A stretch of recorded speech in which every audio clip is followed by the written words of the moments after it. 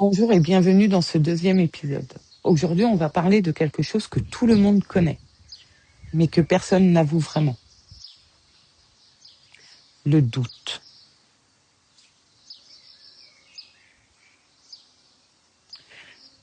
Ce doute qui arrive au mauvais moment, qui te chuchote à l'oreille, et si tu n'étais pas capable,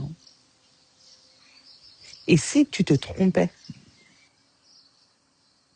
et si tu n'étais pas assez.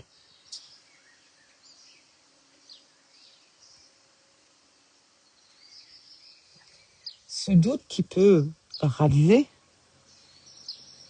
et qui peut tout remettre en question.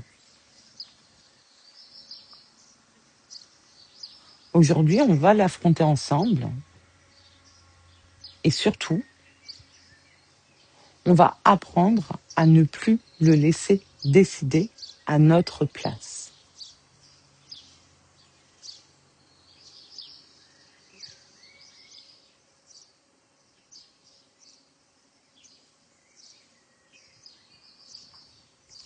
Concrètement, d'où vient le doute? C'est quoi la source du doute? Pourquoi on doute?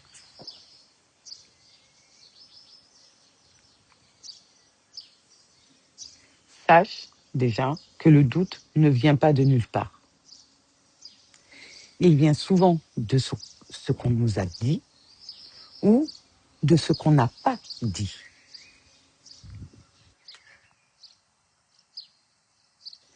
Un parent qui n'a jamais encouragé, une remarque cruelle d'un enseignant,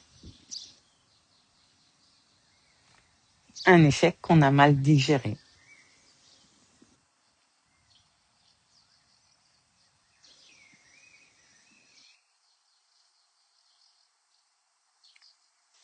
Ces expériences, elles laissent des empreintes.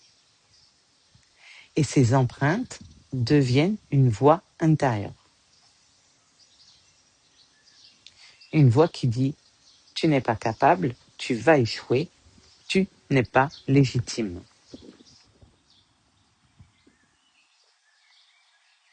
Cette voix, ce n'est pas la vérité.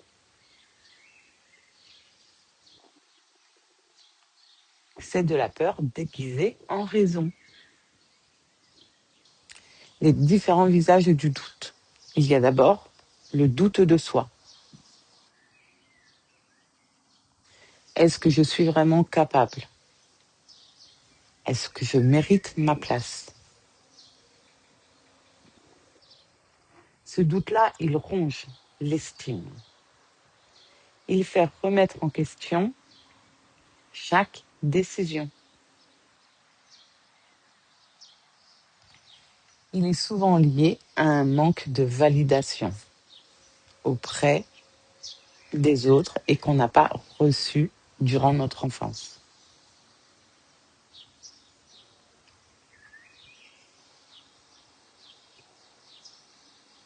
Il y a également le doute des autres. Est-ce qu'on peut me faire confiance? Est-ce qu'on m'aime vraiment?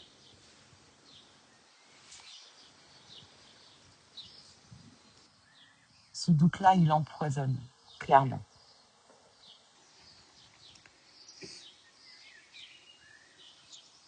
Il te fait surveiller chaque relation, il te les fait interpréter et attendre une trahison.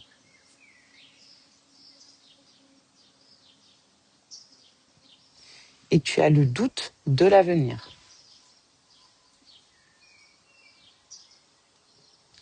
Est-ce que ça va marcher?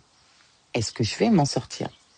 Ce doute-là, il paralyse, et il empêche d'agir, de décider et d'avancer. Pourquoi? Parce qu'on attend d'avoir la certitude qui n'arrive jamais. On n'est jamais sûr de rien.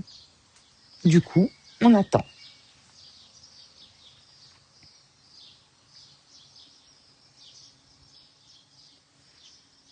Comment apprivoiser le doute? Donc, la première chose, c'est reconnaître le doute sans lui obéir.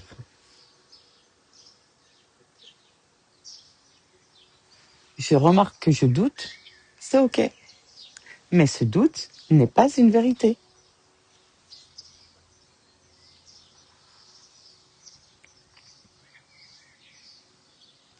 La deuxième chose, c'est chercher les preuves du contraire. Qu'est-ce que j'ai déjà réussi? Qu'est-ce que j'ai déjà traversé? De quoi je suis capable?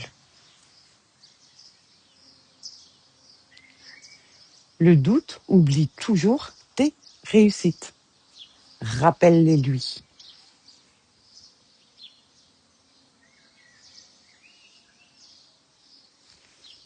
La troisième chose, c'est agis malgré le doute. Parce que attendre que le doute disparaisse pour agir, c'est attendre indéfiniment. Les personnes qui réussissent ne sont pas celles qui ne doutent jamais. Ce sont celles qui agissent malgré le doute.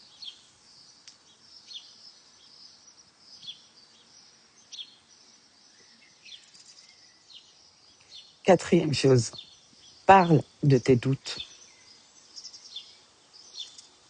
Un doute qu'on garde dans sa tête grossit, mais un doute qu'on exprime rétrécit.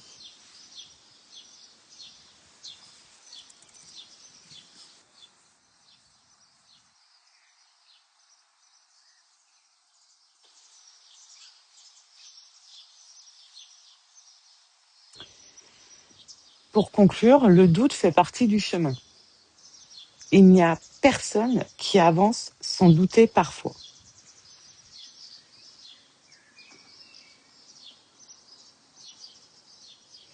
Mais il y a une différence entre douter et se laisser gouverner par le doute.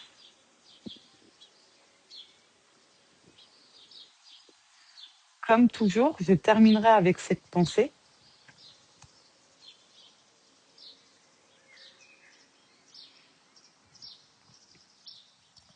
Le doute dit peut-être que tu n'es pas capable.